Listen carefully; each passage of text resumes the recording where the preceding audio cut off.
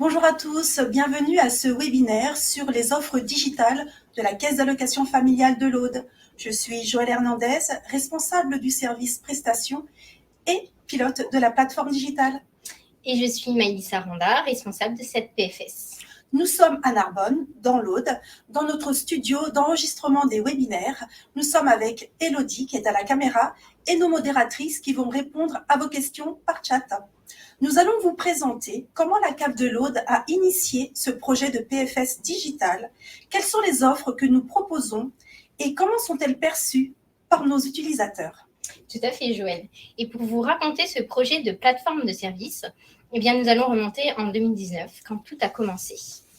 Donc, pour préparer la fin de la réponse téléphonique qui était prévue au 1er janvier 2020, notre référente innovation au sein de notre caisse a organisé une immersion sur la plateforme téléphonique, mais aussi au sein de nos accueils, afin de cerner les besoins de nos usagers et de répondre, de construire plutôt une offre qui réponde à leurs attentes. Et tout au long de ce projet, eh bien, l'usager a vraiment été placé au cœur de nos préoccupations. Exactement. Et les travaux nous ont confirmé qu'une plateforme tournée vers le digital, avec des modes de communication qui sont innovants en caisse d'allocation familiale, pouvait répondre aux besoins des usagers. Nous sommes donc passés en phase opérationnelle en embarquant les autres services de la CAF. Je pense par exemple au développement informatique, aux chargés d'études, à la communication bien sûr. Et nous sommes donc entrés en phase opérationnelle et nous avons pu avoir une vraie dimension transversale dans l'entreprise. Et Maëlys, la plateforme digitale, c'est aussi une histoire de reconversion professionnelle pour tous les acteurs qui ont appris à travailler autrement, qui ont fait d'autres activités, qui sont passés d'une activité d'appel entrant de la téléphonie à une activité de services digitaux tournés vers les allocataires au travers d'une démarche beaucoup plus proactive. Effectivement. Et en janvier 2020, donc, nous étions prêts et nous avons commencé par effectuer des appels sortants proactifs dans un but d'accès aux droits. Donc, il s'agit par exemple d'appeler des allocataires qui ont effectué une simulation de prime d'activité qui s'est avérée positive, mais qui derrière n'ont pas fait de demande. Donc, nos conseillers de service à l'usager, ils appellent ces allocataires, font un point de situation avec eux et, le cas échéant, les aident à finaliser cette démarche. Depuis janvier 2020, ce sont 71 200 dossiers qui ont été pris en charge dans le cadre de ces campagnes d'appels sortants. Merci Maëlys. Après les appels sortants, nous sommes passés à l'outil VisioConnect. Alors, qu'est-ce que c'est que VisioConnect ? Eh bien, c'est un outil de partage d'écran avec l'allocataire, sans prise en main de son ordinateur, c'est important de le préciser, et qui permet donc de partager son écran et de l'accompagner pas à pas dans ses démarches sur le caf.fr. On le sait tous, hein, Maëlys, lorsque l'on fait une démarche sur Internet, parfois c'est un peu compliqué, mais avec un accompagnant qui voit votre écran, qui répond en direct à vos questions et qui vous accompagne jusqu'au bout de votre démarche, eh bien d'une part, ça devient beaucoup plus facile et d'autre part, cela évite les erreurs. Depuis la mise en place de VisioConnect, nous avons réalisé 2400 rendez-vous de ce type, que ce soit pour nos allocataires ou nos partenaires comme les bailleurs, mais également pour les CAF qui nous font confiance et pour lesquels nous réalisons des rendez-vous VisioConnect pour leur public. Tout à fait. Et en plus de ces rendez-vous VisioConnect, la PFS Digitale, c'est aussi des rendez-vous VisioContact. Donc, ce sont les conseillers de service à l'usager les plus à l'aise avec la législation des prestations qui assurent ces rendez-vous. Il s'agit donc pour l'usager de prendre un rendez-vous à distance depuis son ordinateur, sa tablette ou son smartphone et d'avoir rendez-vous avec un conseiller qui est aussi complet que s'il s'était rendu sur l'un de nos sites d'accueil. Depuis janvier 2020, ce sont 3317 rendez-vous visiocontact qui ont été honorés par la PFS Digitale.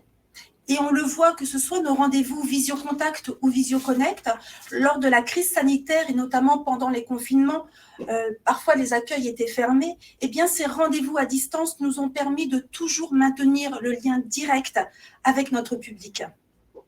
Et en février 2020, Maëlys a débuté l'aventure des webinaires. Tout à fait. Alors, qu'est-ce que c'est un webinaire ? Eh bien, c'est une animation en direct sur le web qui traite d'une thématique en particulier et sur laquelle nous sommes particulièrement sollicités. Donc, par exemple, nous avons réalisé un webinaire sur comment effectuer ma déclaration trimestrielle de RSA, ou encore un autre sur les aides au logement, la réforme, que dois-je faire? L'objectif de ces webinaires, c'est vraiment d'aider les usagers à comprendre les actions ou les démarches qu'ils doivent réaliser en fonction de leur situation. Et puis ensuite, ces webinaires, ils sont mis en replay, en ligne, sur notre chaîne YouTube de la Cave de l'Aude, pour que les internautes puissent y accéder à tout moment et facilement. Et combien de webinaires on a réalisé depuis le début? 22, Joël, et le dernier a eu lieu hier, sachant qu'ils peuvent être réalisés seuls ou bien en partenariat avec l'assurance maladie, par exemple, ou encore l'agence départementale d'information sur le logement. Et c'est vrai que les webinaires qui sont mis en ligne rencontrent un franc succès, puisque, par exemple, celui sur la déclaration trimestrielle de prime d'activité affiche à ce jour plus de 16 000 vues sur notre chaîne YouTube de la Cave de l'Aude. C'est vrai qu'on a eu un beau succès avec ce webinaire sur la prime d'activité. Alors, on le voit, on a centré nos efforts pour satisfaire nos usagers, mais pour véritablement mesurer cette satisfaction, nous avons choisi de faire en 2021 une écoute client auprès de 150 utilisateurs de la plateforme qui soit avaient eu un rendez-vous visiocontact, soit avaient eu un rendez-vous VisioConnect ou soit avaient suivi un de nos webinaires. Et c'est vrai que les résultats sont très encourageants pour nous, puisque nous débutons dans la plateforme digitale. Nous avons eu, par exemple, une note de satisfaction globale de 8,5 sur 10.